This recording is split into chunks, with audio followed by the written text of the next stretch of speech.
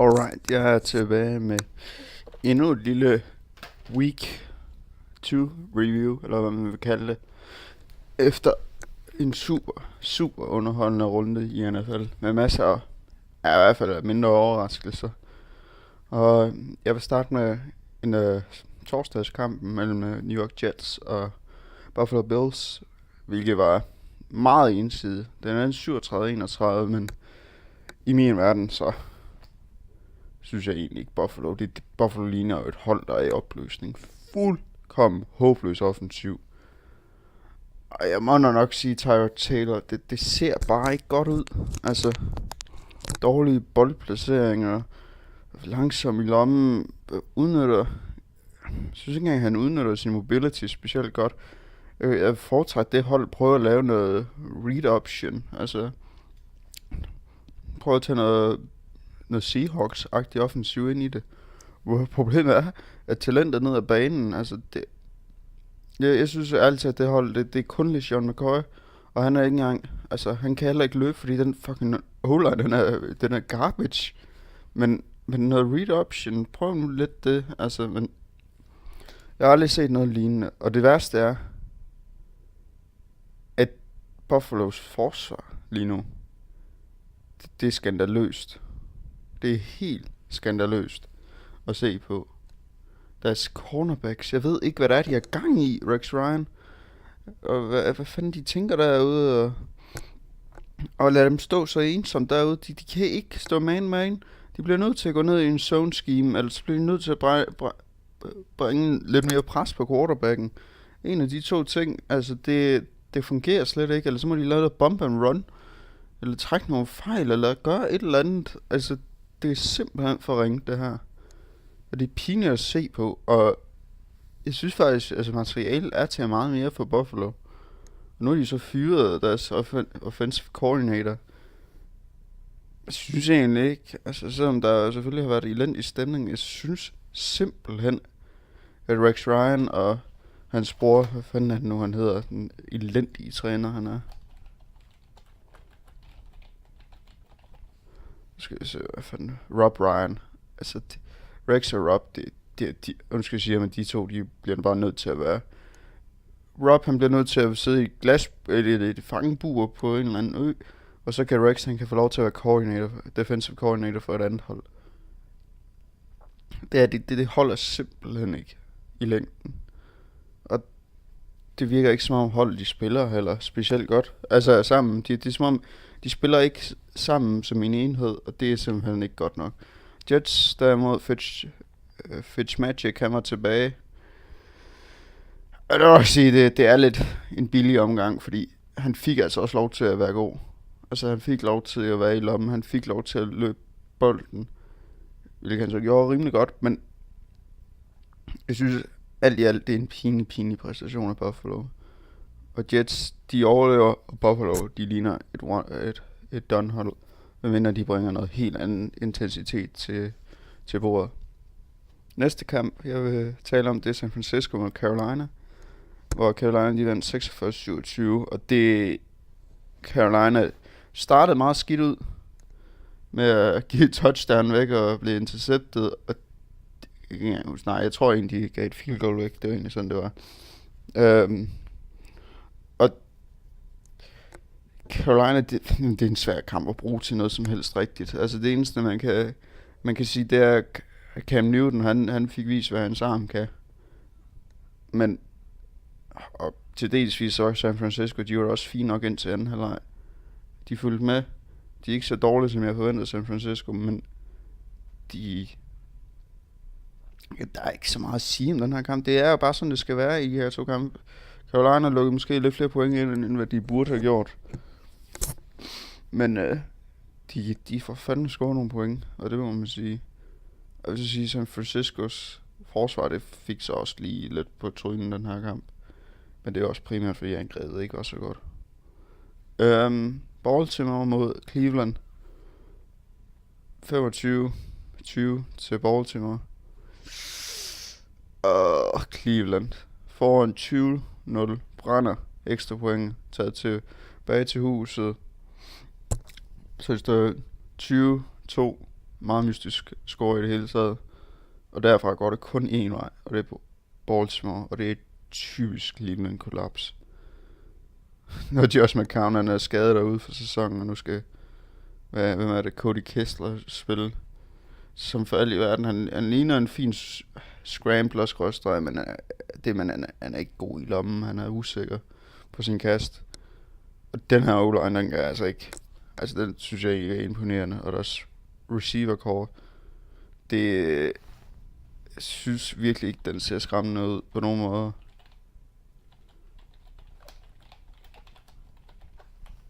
Skal vi lige se, hvad de hedder. Ja, der er selvfølgelig Josh Gordon og Tyrell Pryor og Corey Coleman. De tre, de kan være det bekendt. Resten, det er no-names i min verden. Problemet er, at de har ikke noget run game overhovedet. Altså, jeg ved ikke, hvem der er running back for Cleveland.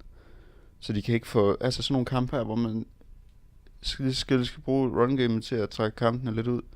Det kan de ikke, og så er de tilbage på defense. Og Cleveland, de er håbløse. Baltimore, de ser gode connection, den fine connection mellem, umiddelbare connection imellem, nu skal jeg lige huske, hvad den hedder, Flacco og den tidligere Steelers og Vikings og Dolphins receiver. Filen er det nu, den hedder.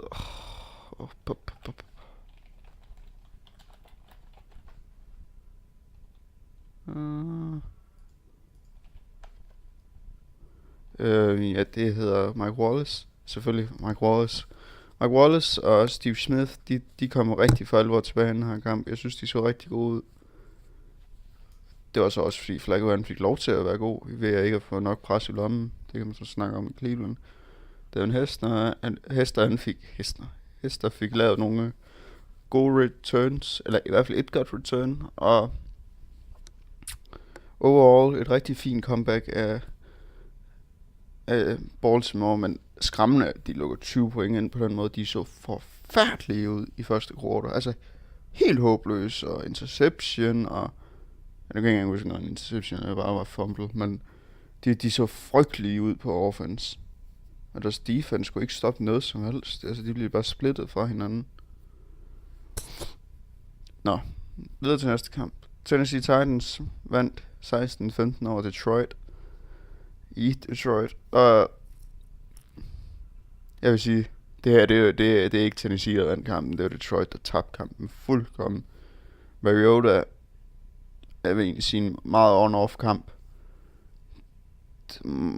Men Detroit, de tog nærmest, jeg tror der var, de havde simpelthen en frygtelig chance midt i kampen, hvor de simpelthen egentlig scorede touchdown, og så det mystisk drive, hvor de egentlig var langt fra at få den første down, og så kommer de lige så stille ned ad banen på en eller anden besynderlig vis.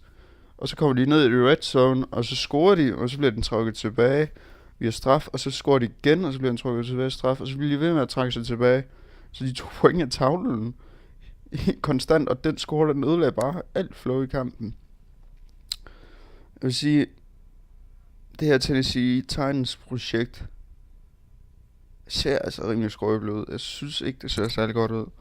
Deres run game, det var bedre i den her gang, og det er altså også fordi, eller i hvert fald, marken er bedre end mod Vikings, men de blev altså også stoppet op front. De fik altså også nogle høvl i første halvleg af Detroit, som så okay ud på forsvaret.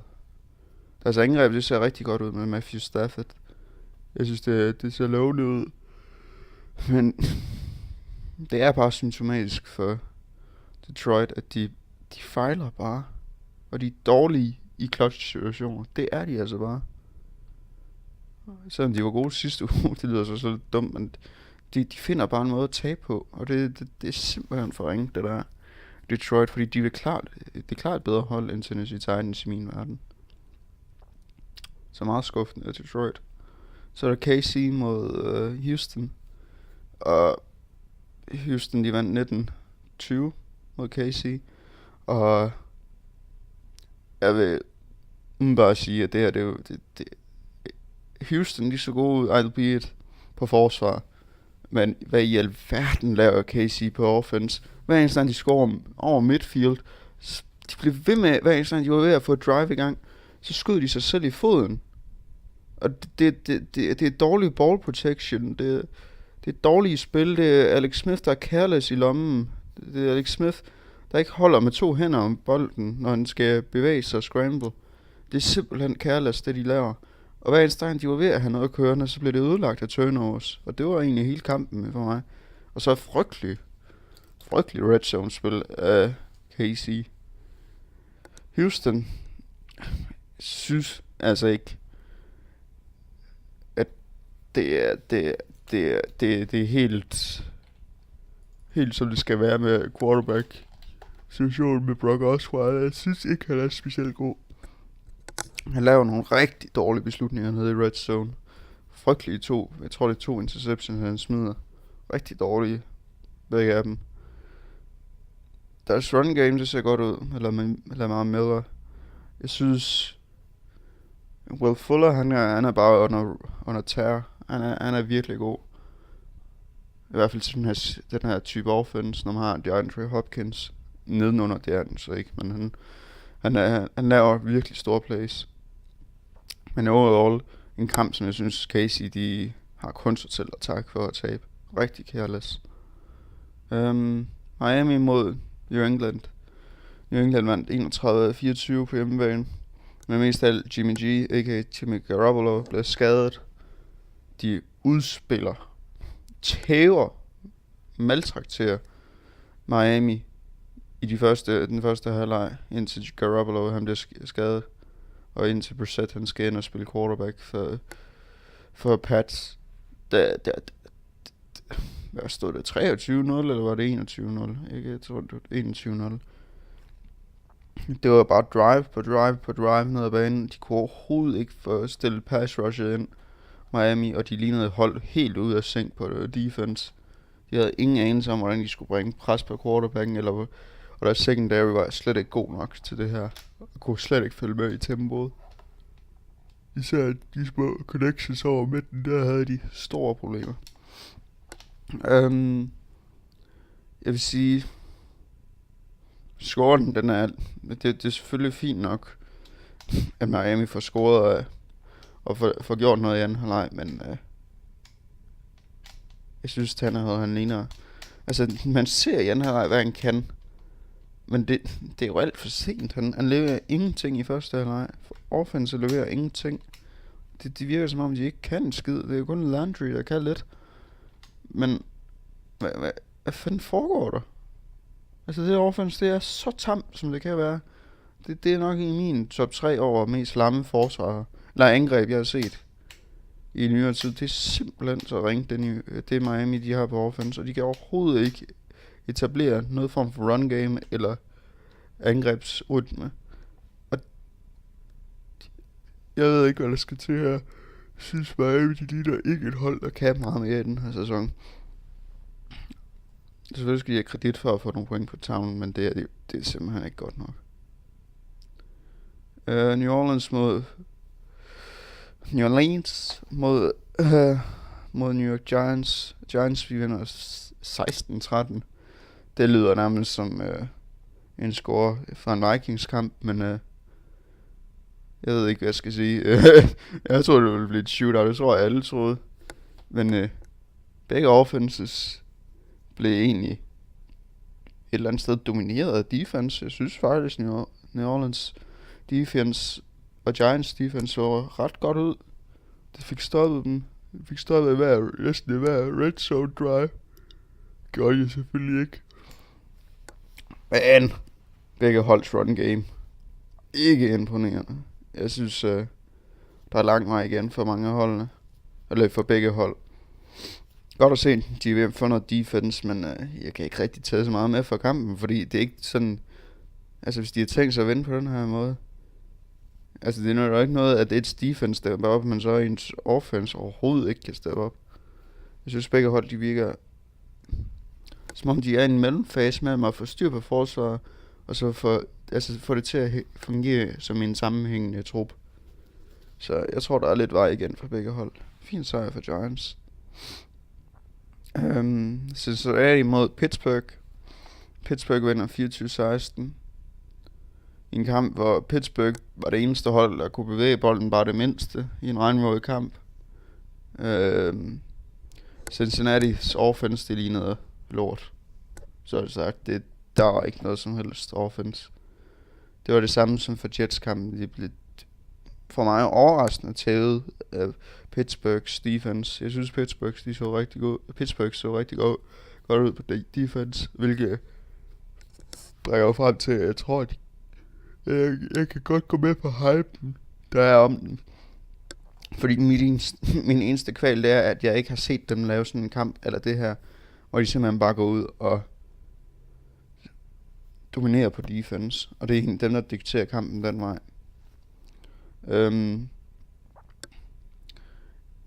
Ja, der er vel ikke så meget andet at sige, at de to quarterbacks, der viser bare Ben Roethlisberger, at han er den bedre quarterback, og han har meget jamen, han kan bare lave de throws, der skal laves, når de skal være, mens Andy, han har lidt større problemer. Dallas mod Washington.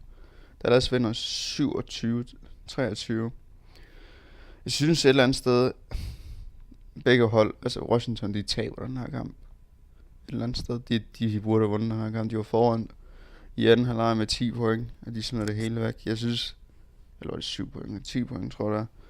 Og de kommer rigtig godt ud fra anden halvleg start. Begge hold, de har spillet en lunken første halvleg. Prescott ser fin ud.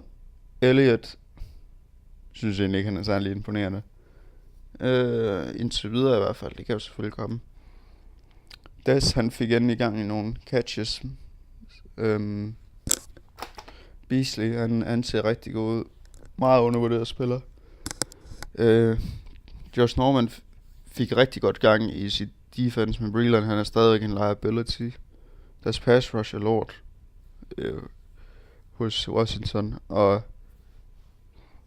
Men de burde have vundet kampen. Men Kurt Cousins, han ligner altså bare en quarterback. Jeg ved ikke, hvad jeg skal sige om det er nogle frygtelige kast, han leverer til side. Der er well short og rammer ikke sine receivers, når han skal ramme dem. Altså, det er meget, meget hit and miss for ham, og han virker bare ikke som en særlig stabil quarterback. Og det kan du så sige, om det er O-line eller hvad det er, og manglende run game, men jeg synes, Washington, det ligner, altså det er også et hold lige nu, der er 0-2. Og det starter for mig med quarterbacken. Der simpelthen ikke så godt ud. Og så selvfølgelig secondary på defense, der ser meget, meget skrøbeligt ud. Flot sejr for Dallas, som virkelig havde brug for den her sejr. Det havde de begge to. Videre til næste kamp. Tampa Bay mod Arizona. Den her kamp, det var James Famous Winstons værste kamp, sammen med hans debut nogensinde. Det kan jeg nærmest godt afsløre nu. 40-7 til Arizona. Hvad endte han med? 5 turnovers. Famous James, som spillede naivt, dumt, respekterede ikke defense, eller Arizonas defense. Smed kampen, blev ved med at smide den ind i tight coverages. Tog dårlige beslutninger i det hele taget med hans read progressions. Og et 0 eksisterende run game for Tampa, og Tampa skal være glad for, at de overhovedet fik point på tavlen. Det her, det er så sådan nogle kampe, ligesom Mariota, der beviser, at de er stadig ikke, altså folk vil så gerne have dem til at være den næste store et eller andet, men sådan nogle games her, det ser du bare ikke for de store, selv tidlige i karrieren, det ser du ikke særlig tit på den måde, at man bare laver sådan nogle skød games og smider kampene væk på den her måde. Og det er jo direkte dumt, og det på mig, der vidner det om en umoden quarterback. Og en meget svingende quarterback. Men ja, der er jo ikke så meget at sige, når man laver så mange turnovers. Så har vi Seattle mod LA. Rams vandt 9-3. I et defensiv masterpiece for LA, som i klassisk facon vandt over Rams. Eller vandt over Seahawks. Så de gør for tid, eller de seneste mange opgør, de har haft mod hinanden. Jeg synes, at vi endelig så, hvad Seattles O-line ligner, og det ligner lort. Altså deres O-line, den er i min verden top 5 værste O-line i NFL. De kan ikke stoppe noget som helst, og det så vi også imod Dolphins.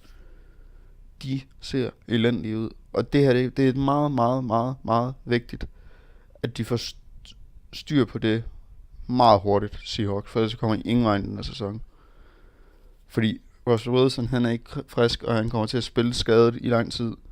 Eller indtil han så på en eller anden måde får lidt mere mobility, men han ligner ikke en, der er på vej helt der, hvor han skal være. På offense, Keenum så bedre ud, mere rolig ud i pocket. Gurley, stadigvæk intet run game overhovedet. Deres O-line, den er heller ikke imponerende. Jeg synes stadigvæk, at det offense, der det ser miserabelt ud for LA. De kan jo stort set ikke få noget som helst til at køre. Det er meget, meget ikke flydende offensivt spil. Så jeg vil sige, flot sejr, men stadig lang vej for begge hold. Mest af LA af de her to hold.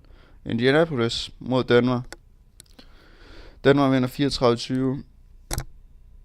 34-20. Colts. Ja, det var meget forventeligt. Jeg vil gøre den her kort. Meget forventeligt. Bliver domineret på defensiven og offensiven. Up front selvfølgelig. Og secondaryen af Denver. Altså, hvad fanden skal han gøre? Altså, de har intet run game. Deres O-line kan ikke protect. Og deres receiver kan ikke komme fri. Og han skal undgå at blive skadet. Du kan ikke vinde på den her måde, som en Indianapolis, og de ligner et hold, et immense struggle, når de skal møde de store hold. Der er ikke så meget mere at sige. Flot sejr af Denver. Og Simeon ser fin ud. Jeg laver stadig nogle små fejl. Atlanta mod Oakland. En 35-28 sejr til Atlanta. Jeg synes Matt Ryan, han så rigtig fin ud i den her kamp. Oakland. Jeg synes ikke. Jeg synes altså Oakland er meget selvforskyldige i den her kamp. Nogle dårlige turnovers. I det hele taget mangler run game igen. Og selvfølgelig har lidt Serious Murray, han så fin ud. Men og Mary Cooper lavede nogle gode grabs, men jeg synes simpelthen ikke, at det her defense fra Oakland ser særlig godt ud. Altså, det er dybt overordnet indtil videre. Kevin Mack, og jeg ved ikke, hvad de ellers ævlede om, der skulle lave det ene store play efter anden. De ser bare ikke gode ud. De giver store spil op. Og de bliver domineret fuldkommen i secondaryen. Altså selv mod en halvskadet Julio Jones, eller Jones, Julio Jones, han legede jo med secondaryen. Altså, selvom han nærmest ikke kunne løbe. Altså, det er simpelthen. Det er ikke godkendt. Så jeg vil sige, at den her kamp, min største takeaway, det er Oaklands defense. Det ser ikke godt ud. Flot af Atlanta, at de får noget i gang. Deres defense, det kan også godt op sig en del. Især pass rushet. Jackson mod San Diego. 28-14 til San Diego. For mig lidt overraskende. Jeg havde forventet meget mere af Jacksonville, men når ens quarterback eller James Famous Winston denne gang i skikkelse af Blake Bortles, han, som alle gerne vil praise for alt muligt, fordi han er underholdende og gunslinger og Brett Favre-ish med sin kast, så har vi bare sådan en kamp her. Det vidner bare om en quarterback, der overhovedet ikke kender sine begrænsninger. At den kaster nogen frygtelige interception hedder det, ikke reception. Samtidig med, at receiverne, de kunne overhovedet ikke komme fri. Defense blev maltrakteret af Melvin Gordon og nu skal jeg lige huske, hvad han hedder også. Philip Rivers. Rigtig synd for San Diego, de mister Woodhead højst sandsynligt for sæsonen, eller i hvert fald en større del af sæsonen. Katastrofe i deres red zone. Men jeg ved ikke, hvad jeg skal sige om Jacksonville. Deres defense, det ligner jo slet ikke noget som helst. Altså, Gus Bradley, han må da virkelig scratch, og jo hårdt med alle de picks, han har fået ind, de ser overhovedet ikke samspillet ud. De ligner ikke et hold, der ved, hvad de foretager sig på defense nede i secondaryen. Og deres pass rush, det bliver bare ødelagt af audibles, når du møder en rutineret quarterback. Der kan gennemskue dig. Så Jacksonville, meget, meget skuffende kamp. Tabt af quarterbacken.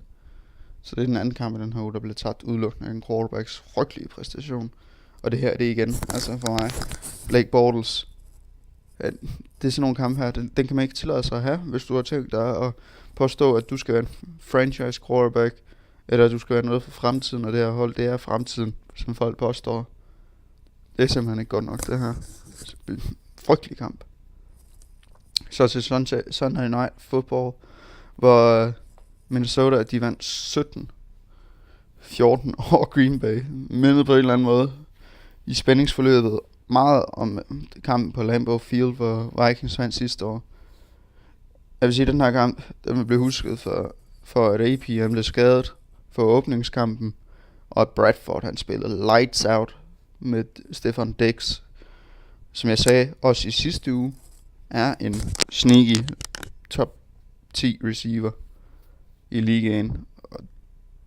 Ja, get it on your ass, ho. Altså han smadrede secondaryen, som blev fuldkommen robbed.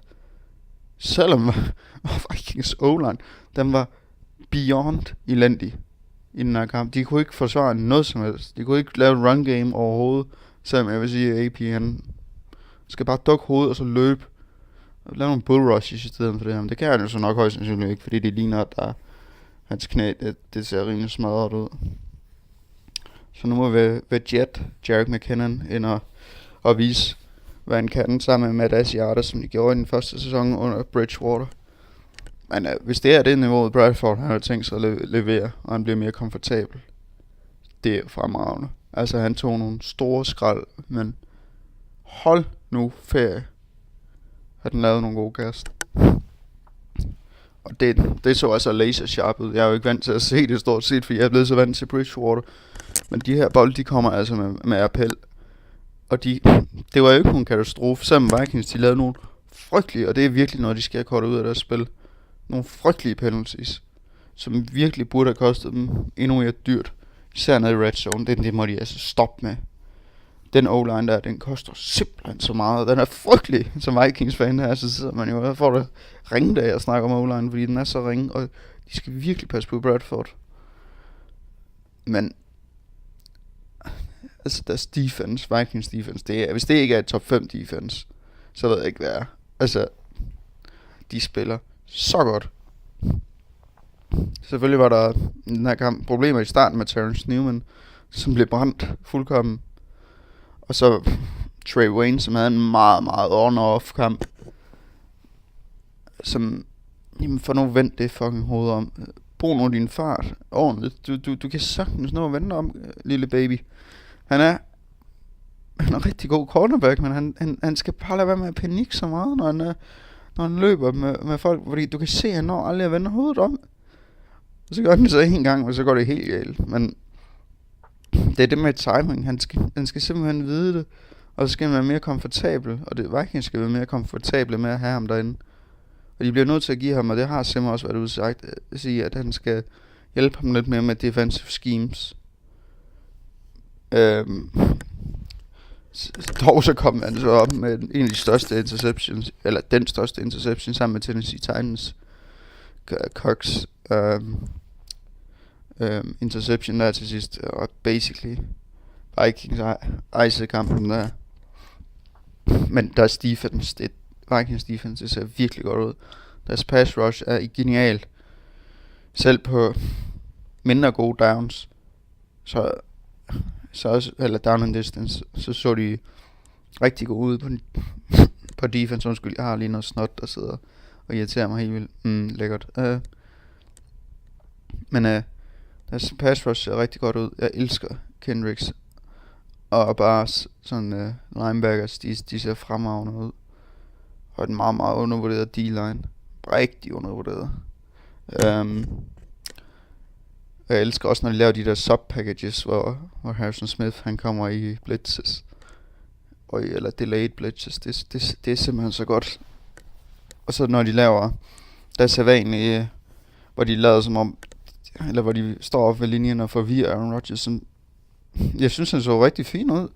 Rodgers, man er mod det her Vikings defense. Folk undervurderer altså helt vildt det her Vikings defense. Det er pille svært at spille imod.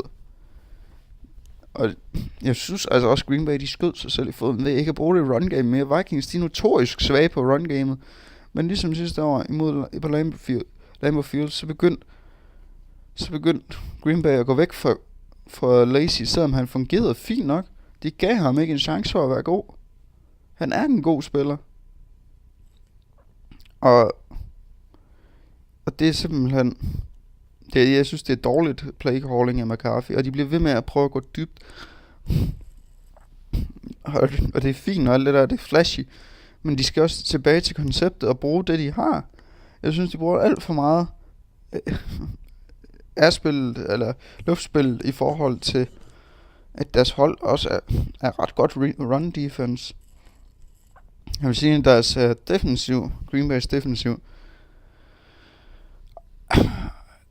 det var alt for offensivt. Altså play calling. Det så rigtig godt ud på run defense.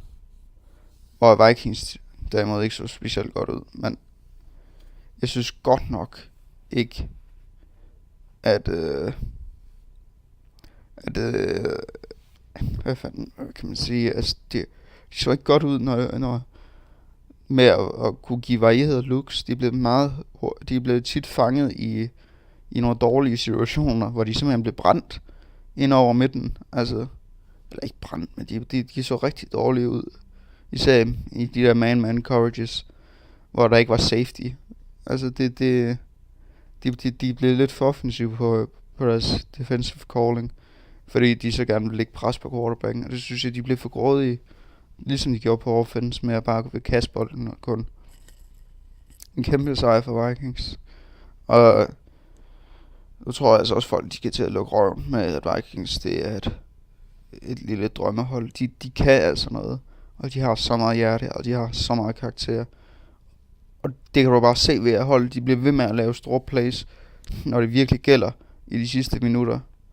De er virkelig improved når det ser sort ud for Vikings, så af en eller anden grund, så kan de virkelig lave nogle plays på defense.